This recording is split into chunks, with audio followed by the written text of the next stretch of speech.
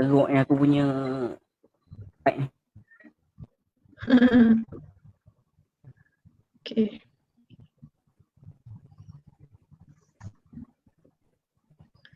Harapnya okay.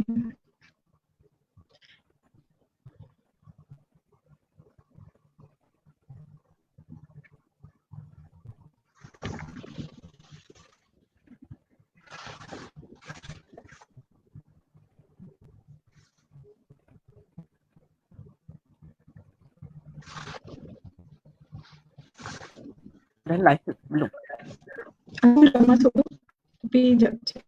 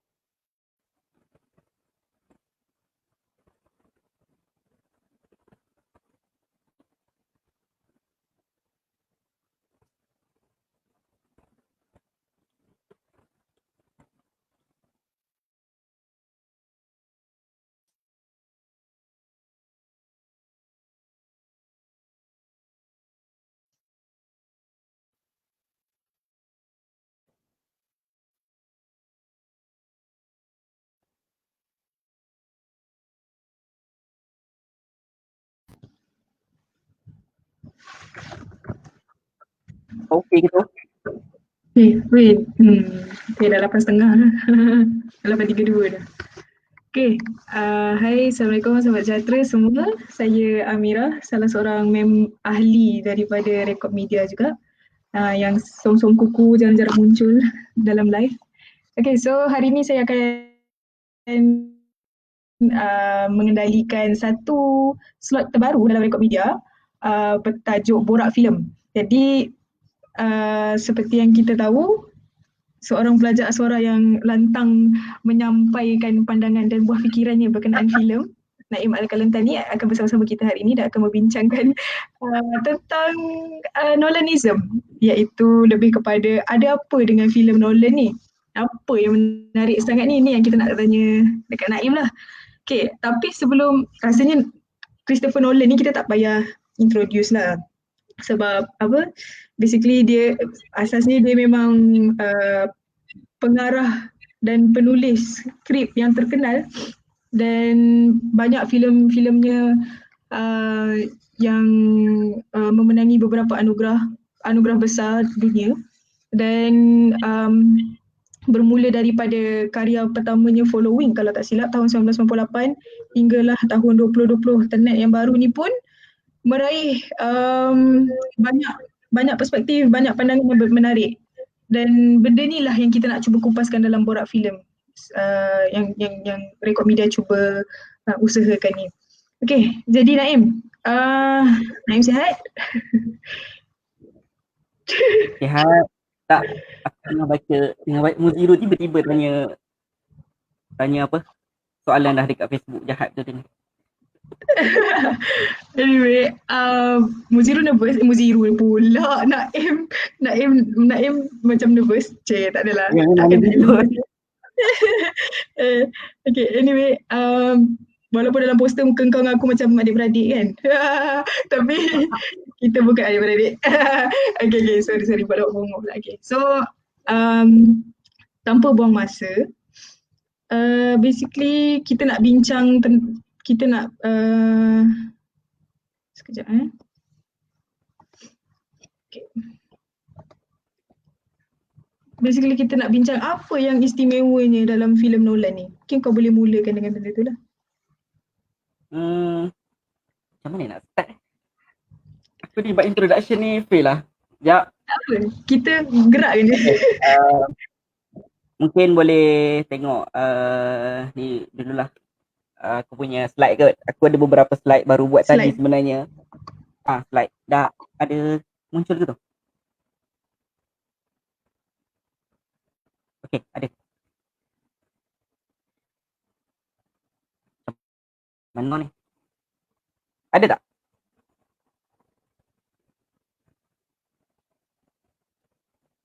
Hello Amira?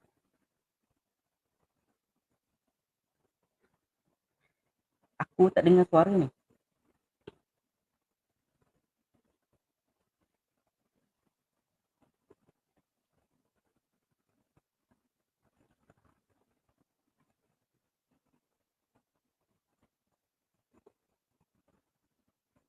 Sekejap.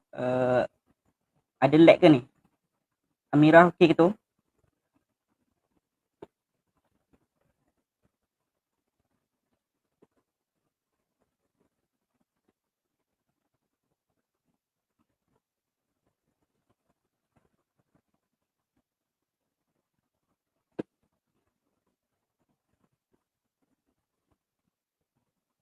Sekejap.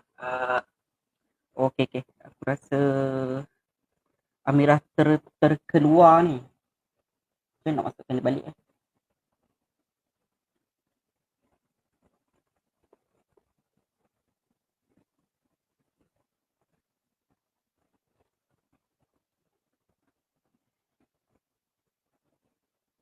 Ada masalah dekat slide ke? Dekat stream ke? Sebab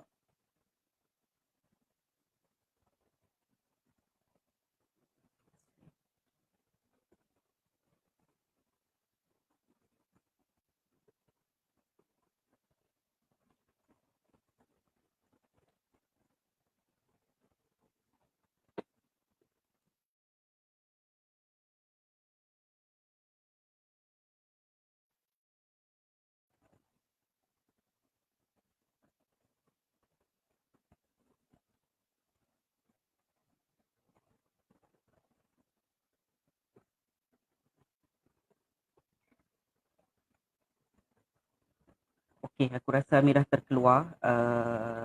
Tak apalah kot. So aku teruskan je lah dengan slide. Sekejap.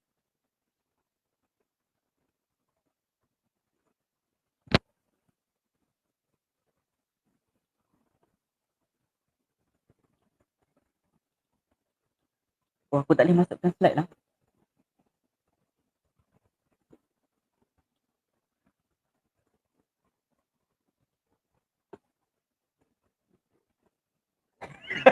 Kejap Zero. Aku nak masukkan slide tapi kenapa tak boleh?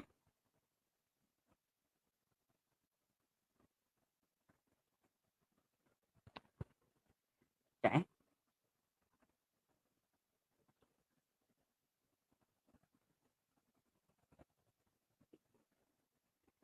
Aku kena sembang seorang-seorang, tak ada slide. Elok sangat perangai. Tak apalah, aku sembang je lah. Aku baca je lah slide ni. Okey, saya Naim Al-Kalantani dari pelajar Jazah Sarjana Muda dari Penulisan Kreatif Aswara. Jadi, hari ni aku dijemput oleh Rekod Media untuk menunaikan tanggungjawab aku sebagai panelis lah untuk cerita apa kenapa ada istilah Nolanism ni. So buat pengetahuan semua, yang aku claim dekat Facebook tu sebenarnya main-main je. Aku bukan Nolanism pun. Dia relax lah, kadang-kadang kadang-kadang kita kena find je dalam hidup ni. So sebab aku memang peminat Christopher Nolan sebab karya-karya dia sangat menarik untuk dikaji daripada pelbagai perspektif. Jadi mungkin ada beberapa benda yang aku boleh sampaikan lah, terutamanya kenapa ada istilah Nolanism tu. Pertamanya aku letak biodata sikit. Christopher Nolan ialah nama sebenarnya Christopher Edward Nolan, lahir 30 Julai 1970. Okay, aku dengar Amirah masuk balik. Amirah, masukkan aku punya slide tu. Okay, sekejap. Sorry dulu. Internet. Oh, okay. Ya. Nampak tak slide aku? Nampak? Okay. Boleh. Christopher Nolan, aku ambil dah. Christopher Nolan, nama sebenarnya Christopher Edward Nolan. So orang Melayu sebut macam aku Nolan lah. Patutnya di Nolan. Saya senang betul dia. Dulu dia dari kecil dia memang dia tahulah jadi pembikin filem, pengarah, sutradara ataupun apa yang korang panggil. So dia ada seorang adik yang Jonathan Nolan, dia lahir 1976, adik dia. Banyak juga penolong dalam filem-filem dia. Dia belajar dekat University College London mengambil jurusan sastra Inggeris. Jadinya apabila dia mengambil jurusan sastra, kita boleh claim ataupun kita boleh agak bagaimana karya-karya dia akan macam mana dia buat karya dia dalam mengikut acuan apa yang dia belajar. Maksudnya kalau dia belajar sastra Inggeris, kita dapat tahu okey ini memang hasil karya mungkin daripada ada roh dalam sastra itu sendiri. So setakat ni hasil daripada pengarahan beliau dapat lebih kurang 5 bilion USD dan memperoleh 34 pencalonan Oscar dan 10 kemenangan. Oscar ni dia bukan daripada pengarahan saja dan daripada dia punya pelakon-pelakon sekali. So pelakon yang masuk dalam filem tu pun masih dikira sebagai 34 pencalonan ni lah. Jadi okay, filem. Ini senarai filem yang boleh aku bagi dan dia bukan trivia lah, cumanya beberapa info lah boleh bagi. Contoh filem pertama dia Following 1998, bajet masa tu 3,000 je. Masa tu dia tak popular lagi lah sebab dia filem pertama kan. Tapi filem ni dah mengkagumkan banyak barisan pengkritik di festival.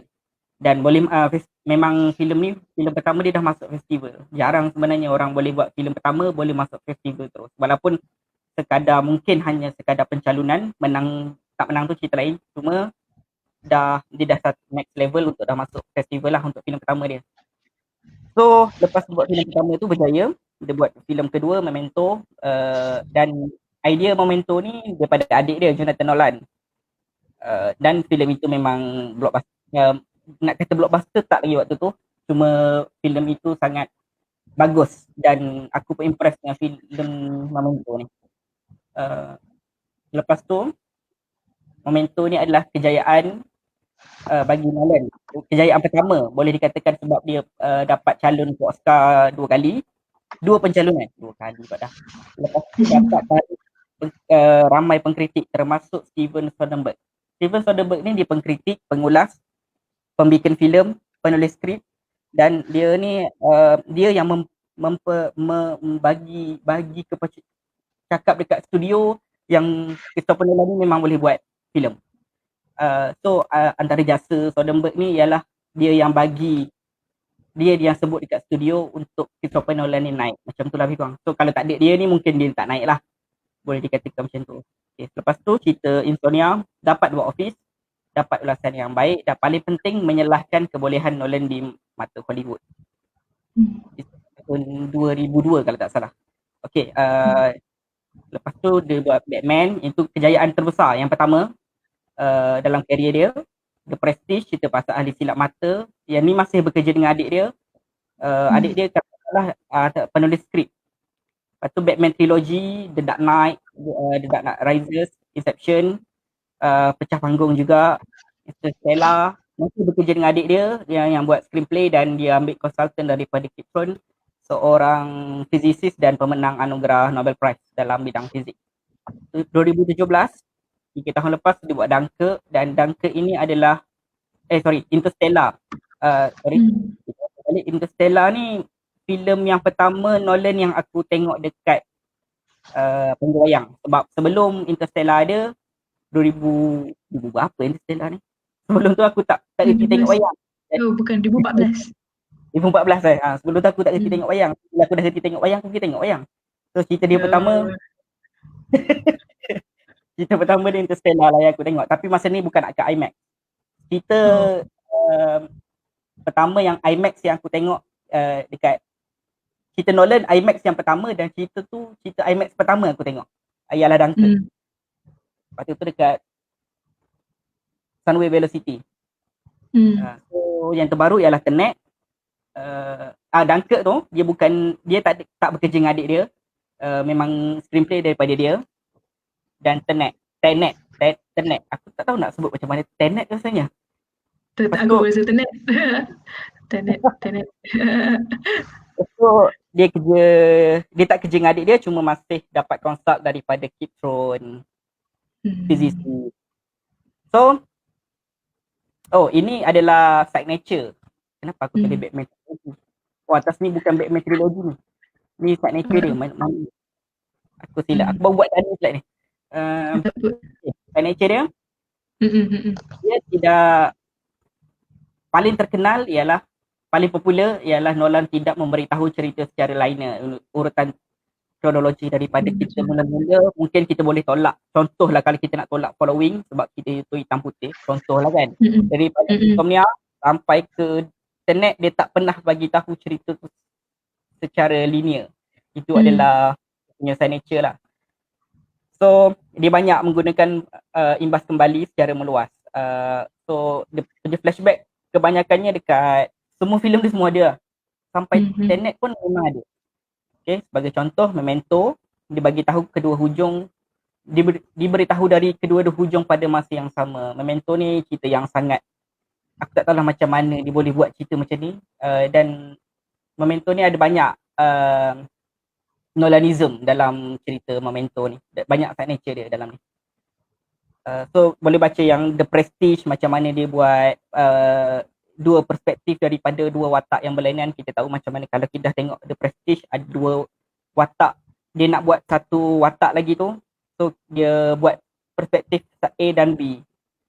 Kalau The Prestige ni tengok first time mungkin tak perasan benda tu, kalau tengok second third time mungkin perasan. Dalam Batman Begins, so dia tak, Nolan banyak menggunakan teknik imbas kembali dalam penceritaan untuk mahu penonton untuk mempercepatkan tentang apa yang kita sedang menonton. Dia bagi tahu kat sini, Batman Begins, tengah-tengah cerita dia flashback, dia potong macam tu je. So kadang-kadang kita tak perasan benda tu flashback, so kita kena tengok mungkin berhati-hati ataupun berulang kali lah. Dia memang tak ikut kronologi cerita tu, sampai ending pun dia masih tak ikut kronologi. Okay, ini adalah aku buat apa table lah, macam mana Nolan buat tak ikut kronologi dalam filem-filem dia. So takkan aku nak baca satu-satu kan, tapi boleh tengok lah apa yang yang jadi lecture pula kan aku baca kan. So semua cerita dia ada 9 kat sini cerita dia, menggunakan teknik imbas kembali hampir semua, dan menggunakan imbas ke hadapan, imbas ke belakang. Benda tu tak berlaku lagi pun dia buat, tapi kita macam prolog, epilog lah kalau dalam novel. Okay, signature yang ni aku tak sempat buat. Tapi hero versus anti-hero ni, sekejap, aku rasa aku hero versus anti-hero, antaranya The Dark Knight. The Dark Knight kita tak tahu sama mula-mula si Harvard, Two-Face tu mula-mula dia baik, dan selepas itu dia jadi jahat. Dan sebab dia jadi jahat tu bukan dia nak jadi jahat sebenarnya. Jadinya kita dapat, kita tengok, mula-mula dia baik tapi tiba-tiba dia jadi jahat, tapi kalau kita tengok dia ni hero atau tak. Asal dia hero, tapi last kali dia tak hero, tapi dia mati macam tu lah kan. Lepas tu Tapi perspektif kalau watak, kau perasan kan, kalau kau perasan benda tu macam very thin line kan, benda yang dia kupas sangat macam bukan paradox, boleh aku nak cakap paradox pun boleh kot. Macam I mean the nature of human being tu memang ada baik, ada buruk. Jadi macam kau nak anggap orang tu satu je, tapi it's other way around juga. Ada sisi dark side dia yang kau tak nampak, right? Dan dark side dia kupas tu bergantung atas apa yang dia buat lah. Itu yang tapi betul kata tadi, dia very thin line lah kalau kita nak kupas benda tu. Lepas tu perspektif watak ni Nolan banyak guna, sebenarnya bukan perspektif watak ni, bahasa Inggeris dia aku lupa. Dia banyak guna kamera angle daripada belakang, dan angle tu sama tinggi dengan mata penonton. Dalam cerita The Prestige banyak shot diambil daripada belakang untuk kita dapat watak utama dan penonton kat depan apa yang dia tengok watak utama tu. So, kebanyakan Inception pun banyak guna benda tu. Okay, lighting obviously dalam cerita Memento dia banyak guna lighting, dan cerita The Prestige pun banyak guna lighting. So macam mana aku nak ulas benda ni? Tapi lighting sangat memainkan peranan dalam filem sebenarnya. Bukan setakat Nolan yang guna benda ni. Banyak cerita-cerita lain yang diguna lighting. Diguna lighting sebagai bukan simbol, sebagai satu rujukan kepada penonton. Last sekali perkaitan, nampak banyakan perkaitan dia. Aku nak baca pun okay, perkaitan macam jam yang guna dalam filem Memento sama jam yang dicuri dalam The Following, cerita baru contoh Inception. Inception rujukan Adrienne dalam hospital yang meletup ada dalam The Dark Knight. Dalam The Dark Knight pula Joker melakukan silap mata. Maksudnya ada orang yang kata ni, so aku ambil daripada orang tu, aku buat perkaitan ini. Macam Interstellar, autopilot tidak berfungsi dalam cerita The Dark Knight Rises rasanya. Autopilot tu tidak berfungsi juga. Ni macam kalau bahasa Inggeris dia orang panggil apa? Easter egg. Benda tu. Betul lah aku rasa lah. Easter egg bukan, tapi orang buat lah. Cuma yang betul-betul nak kata betul pun pengarah takkan bagi tahu. Itu je lah.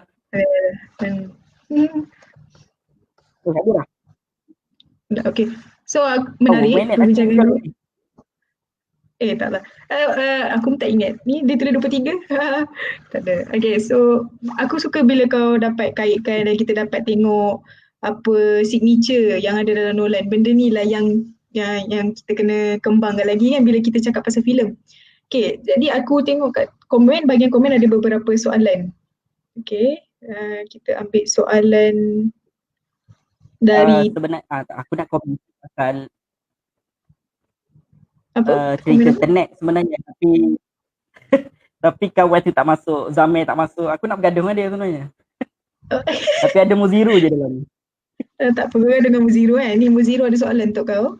Dia cakap orang selalu kaitkan kekuatan filem Nolan disebabkan ada Hans Zimmer di belakang sebagai composer music. Pandangan kau macam mana? Okay, first aku tak sure first Nolan guna Hans Zimmer bila, cuma last diguna Dunkirk. So cerita Tenet ni ada isu dekat sound engineer dia. Dia kata bila orang masuk hall standard hall tak rasa benda tu, tapi bila masuk dalam IMAX kita dapat rasa yang sound dia lebih kuat daripada dialog dia. Benda tu mungkin masalah teknikal, dan cara sound dia pun aku rasa dia lebih kurang Hans Zimmer, tapi bila kita dengar pun kita tahu ni bukan Hans Zimmer. Mungkin dia wannabe lah. Tapi pemilihan sound engineer untuk Tenet yang terbaru adalah memang daripada saranan Hans Zimmer sendiri, sebab Hans Zimmer sibuk dengan cerita Dune. Dune, macam nak sebut Dune rasa. So dia tak boleh buat, dia bagi dekat, aku lupa dah nama engineer ke siapa. So memang betul, kalau sepatutnya kalau ikut punya figure yang berkaitan signature Nolan, antara signature dia lah Hans Zimmer. Sebab daripada dulu memang ada bekerjasama. Macam Crane, itu memang ada perkaitan dia lah. So kalau dia memang antara penguat untuk menjawab soalan Muziru, dia adalah komposer yang bagus dan menjadi penguat kepada filem Nolan lah. Antara kalau memang minat, kita akan tengok siapa yang buat sound dubbing tu. Tapi untuk Tenet yang latest ni ada masalah daripada segi itulah, kita tak dengar dialog. Kalau masuk IMAX, kalau standard hall orang kata tak ada masalah. Cuma aku tak try lagi masuk standard hall. Tu nama dia. Garanson. Oh ya, okay. Cool. Nanti bila ada orang dapat jadi komen kat So sini. tadi ada apa cakap? Kau nak komen apa pasal Tenet tadi? Boleh lah sambung.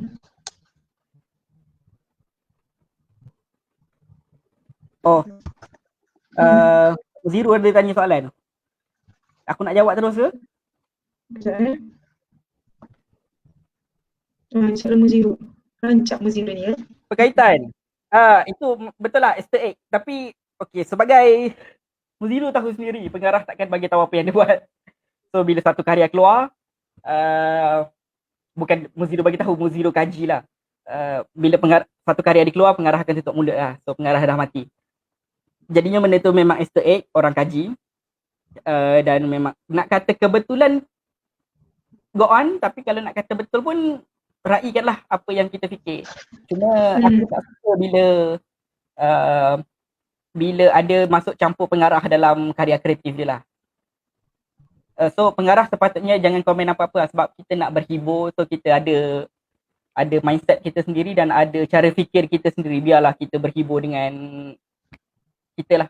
So antara pengarah yang masuk campur, kalau boleh aku sebut nama, J.K. Rowling masuk campur dalam cerita dia. Cerita dah siap, so kita dah siap semua, penonton tanya dia pergi jawab. So patutnya jangan jawab.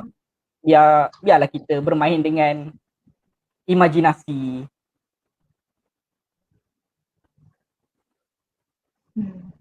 Aku setuju part tu. Okay. Aku rasa soalan ni bukan soalan lah, dia macam statement dia. Tapi seronok juga kalau kita dapat bincang yang ini. Dari Ashraf Ibrahim ni. Tak keluar pula ni. Dia cakap pasal filem Interstellar tergantung. Bagi aku rasa macam Memento pun nak. Memento ada satu part mula-mula awal dulu tengok. Sangat berbekas di hati lah kalau Memento ni. Kita akan terfikir.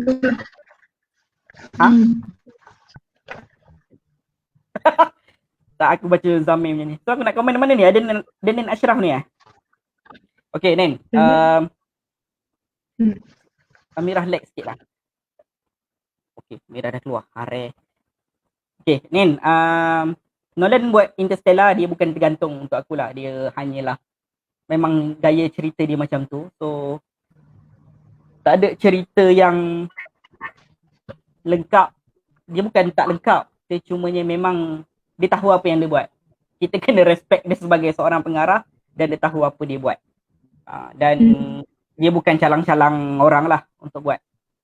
Interstellar bagi aku tak tergantung. Dia memang nak buat macam tu. So Zamir dah masuk. Aku dah cuak ni. Janganlah cuak. Zamir tak ada soalan ke? Zamir tengah typing tu, aku tahu tu. Typing. Yalah.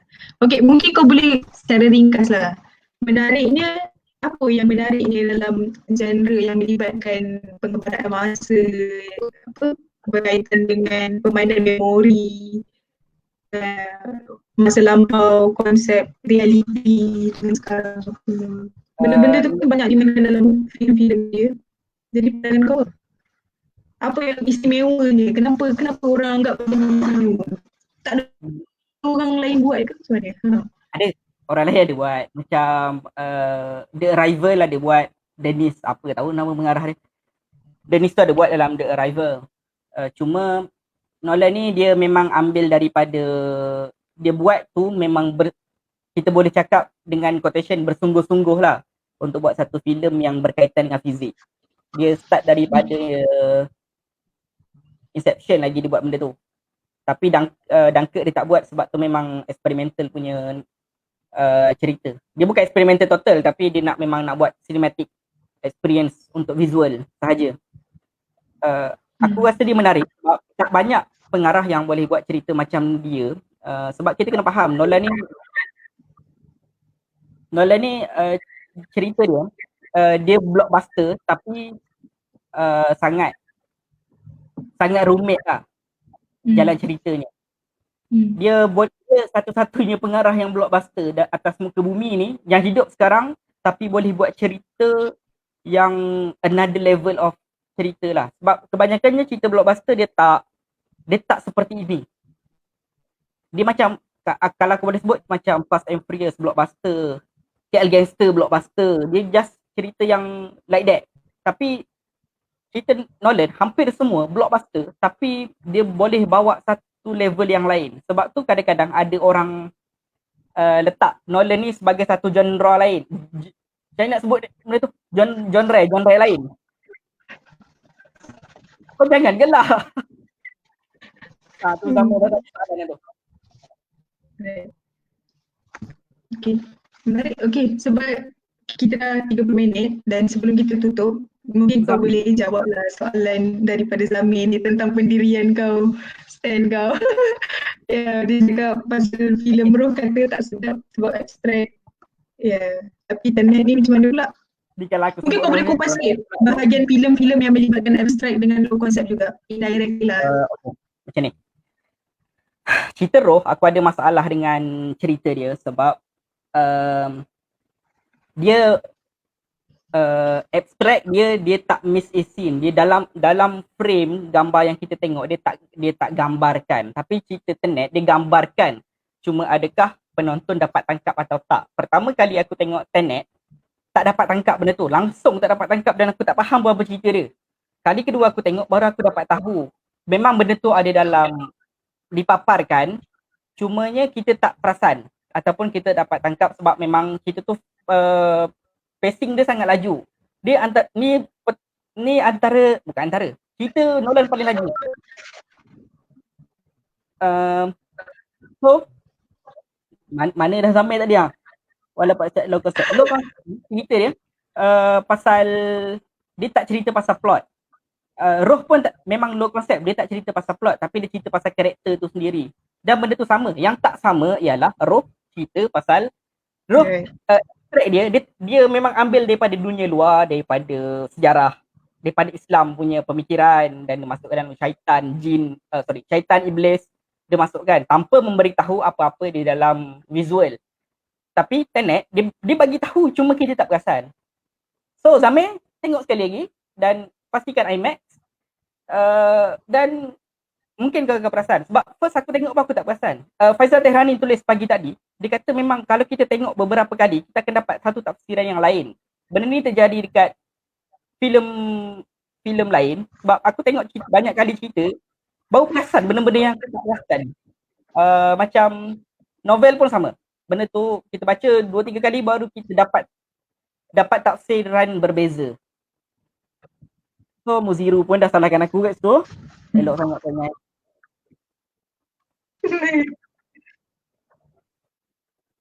Okay. Aku suka dengan perbincangan kita hari ini. Very concise, walaupun ringkas tapi the essence of it kita dapat lah. Anyway. Apa? Banyaklah pula nak attack kan. Muziru lah, apalah. Semua berbau personal ya. Anyway, okay, so aku dah letak dekat link pasal artikel Faizal Tehrani yang berkenaan dengan filem Tenet. So boleh rujuk terus dekat situ. Naim nak cakap apa-apa lagi tak? Aku dah tanya semua soalan aku nak tanya. Sekejap, aku nak bergaduh dengan Mungkin nak Zamir ni. backup diri dia. Okay, Zamir kata Kata Zamir. dia blockbuster sebab dia munculkan cult personality. Sebenarnya Nolan ni antara pengarah yang memang kita tak boleh nafi kehebatan dia. Jadinya orang memang akan tengok dia walaupun bukan cult dia, bukan Nolanism, dia orang akan tengok dia. Tapi cerita Tenet, masalah daripada cerita tu ialah Nolan, aku akui masalah tu memang daripada pengarah sendiri. Dia tak pandai susun plot tu untuk orang nampak at the first time kita tonton. Sebab cerita lain dia susun plot sangat bagus dan cerita lain tak laju. Cerita ni je yang laju. Itu menjadi satu masalah lah. Dan blockbuster dia ni dia bukan masalah cult personality. Semua blockbuster. Contoh Tenet sendiri pun dah cost dia 205 juta untuk buat cerita ni. Dan dia dah dapat 250 juta sekarang. Tapi dekat US masih 30 juta. Jadi tak sampai lagi satu level blockbuster untuk Tenet. Mungkin sebab cerita dia ada masalah dan rating rendah. Agak rendah rating dia. Dan satu lagi sebab COVID lah. Orang pergi tengok movie. Yeah. Banyak faktor luar main peranan. Kemungkinan. Baik. Menarik. Okay. So, dah habis backup diri? Dah kot. Cumanya tu je lah kot. Okay. So, okay lah. Akhirul Kalam ke? Akhirul Kalam, sorry. Tak payahlah, sorry. Tak, okay. Sorry sebab internet problem tadi. Tak apa. Sorry tak dapat sediakan bahan yang bagus. Cumanya kalau nak bahan ni, aku ada bahan ni. Mungkin kau boleh kongsi kat komen ke macam mana. Tengok. Mungkin aku akan bagi link lah. Aku bagi link dekat komen nanti. Lepas daripada sebenarnya bahan ni memang aku kajian aku untuk semester lepas dalam subjek filem. Faham? Menarik. Baguslah benda akademik kau kembangkan dia dalam wacana public kan. Which is satu benda yang bagus. Lebih kurang lah. Bagus Naim. Teruskan usaha. Okay. Terima kasih sebab sudi terima jemputan kami dari Rekod Media. Okay, so nanti kalau kau ada siapa-siapa nak kita orang buat lagi pasal borak filem dan nak jemput Naim lagi sekali ke, tapi filem lain ke, boleh apa-apa tulis dekat komen. Boleh bagi tahu kita orang personal DM dekat Rekod Media pun tak apa.